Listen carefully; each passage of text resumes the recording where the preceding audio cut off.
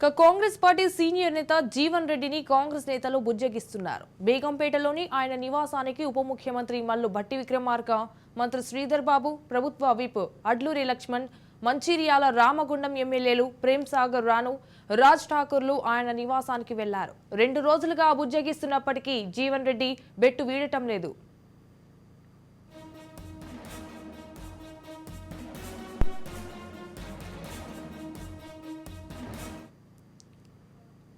దీంతో ఏఐసీసీ ఆదేశాలతో భట్టి విక్రమార్క వంటి నేతలు రంగంలోకి దిగారు. పరిస్థితిని బట్టి ముఖ్యమంత్రి రేవంత్ రెడ్డి, ఏఐసీసీ ప్రధాన కార్యదర్శి కేసీ వేణుగోపాల్ తదితర నాయకులు ఆయనతో మాట్లాడే అవకాశం ఉంది. ప్రధానంగా 40 ఏళ్లుగా పార్టీ కోసం నిబద్ధతతో పనిచేస్తున్న తనకు కనీసం సమాచారం ఇవ్వకుండా జగిత్యాల ఎమ్మెల్యే సంజయ్ కుమార్ను చేర్చుకున్నారని ఆయన తీవ్ర మనస్తాపానికి గురయ్యారు.